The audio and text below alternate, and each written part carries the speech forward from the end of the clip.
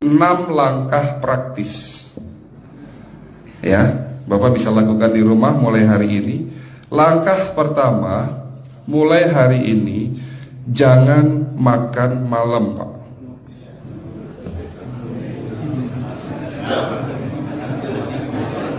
Ya, ala bisa karena biasa. Memang awalnya sulit, yang sudah kebiasaan makan malam itu sulit. Alasannya nanti nggak bisa tidur, Dok, betul ya? Nanti perutnya kembung, mual dan sebagainya. Itu karena kebiasaan. Dulu pun saya begitu. Tapi kalau sekali-sekali boleh, Pak. Misalnya diundang hajatan gitu, tetangga ada yang kawinan, hajatan, ya udah apa-apa, menghargai itu makan malam. Tapi sekali-sekali itu. Tapi kalau tiap hari ini yang nggak boleh, betul ya, Pak? Jangan makan berlebihan dan jangan makan malam. Makan sate boleh nggak, Pak? Boleh, siapa bilang nggak boleh? Sate itu, Bapak tahu daging kambing. Daging kambing, daging domba adalah makanan sehat, tidak berkolesterol. Yang kolesterol itu lemaknya, Pak. Tapi kalau Bapak makan daging murni, dagingnya tok, ya sehat, Pak. Yang nggak boleh itu santannya. Jadi makan gulai itu jangan, kalau gulai sate aja udah. Ya, ataupun dibuat apalah, dibuat empal. Ya. Oke, itu yang pertama. Yang kedua, tolong catat. Jangan tidur larut malam, Pak. Batasan tidur jam berapa, Pak? Jam 11 paling telat. Harus sudah tidur. Kenapa? Apa penjelasan medisnya?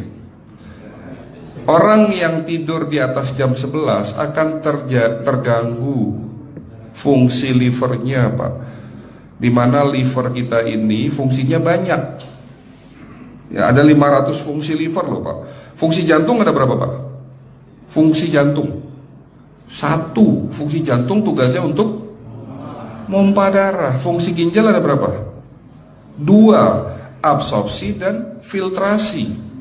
Fungsi liver 500 fungsi. Jadi organ yang paling berat dalam tubuh kita kerjanya adalah liver. Liver akan rusak manakala kalau kita tidur di atas jam 11 malam.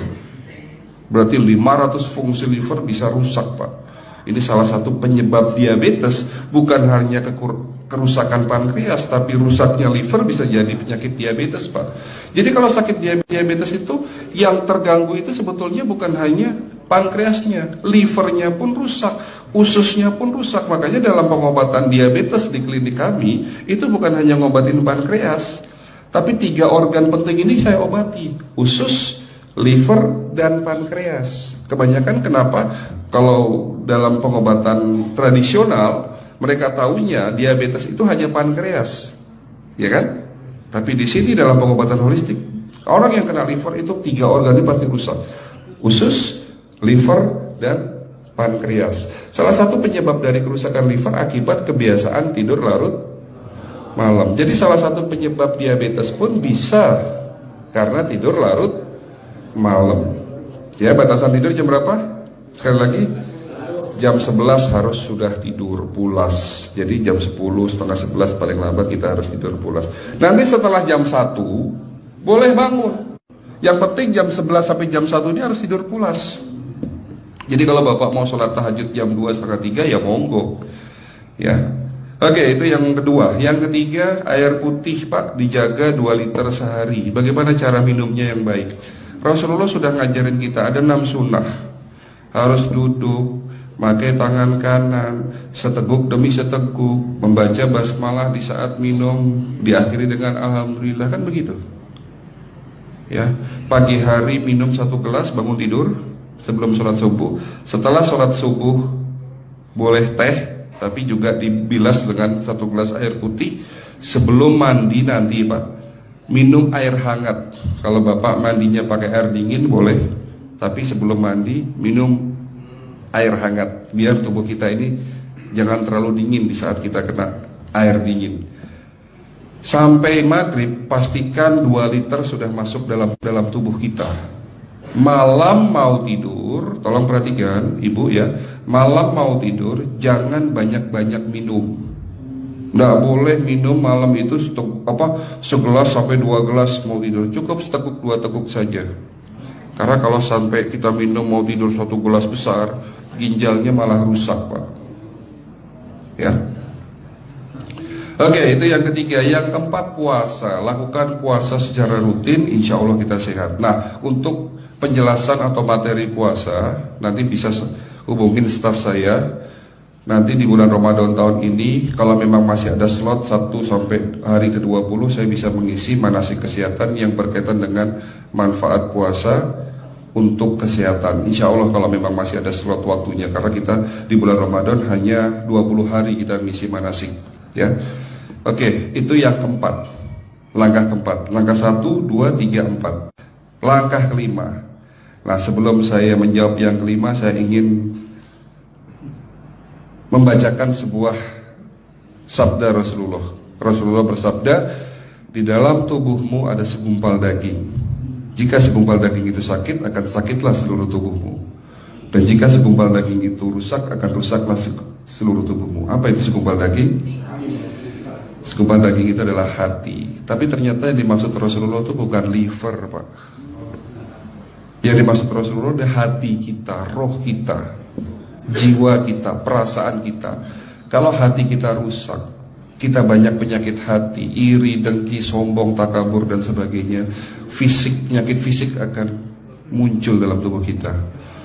Ya, tidak ada orang stres itu sehat, betul tidak, Pak? Tidak ada orang yang suka marah-marah itu sehat, betul tidak?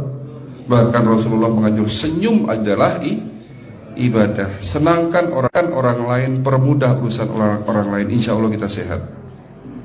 Ya, jadi itu langkah ke-5. Langkah 1 sampai langkah ke-5 sifatnya individual. Bapak bisa lakukan sendiri di rumah.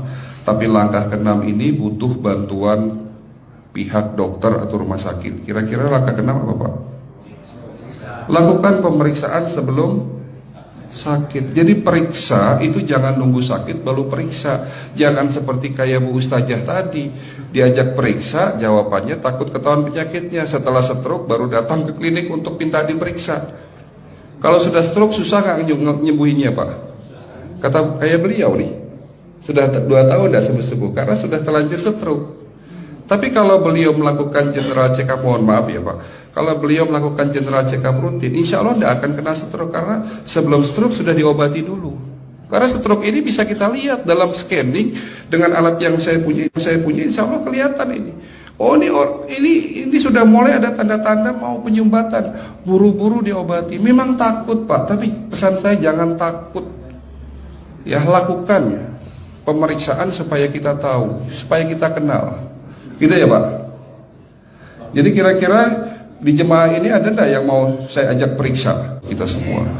Pesan terakhir dari saya, lakukan pemeriksaan sebelum terlambat.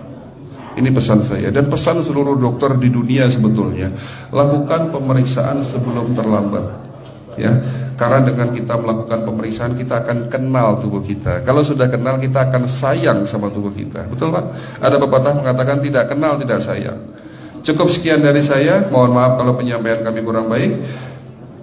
Akhirul kalam, wabillahi taufiq wal hidayah. Wassalamualaikum warahmatullahi wabarakatuh.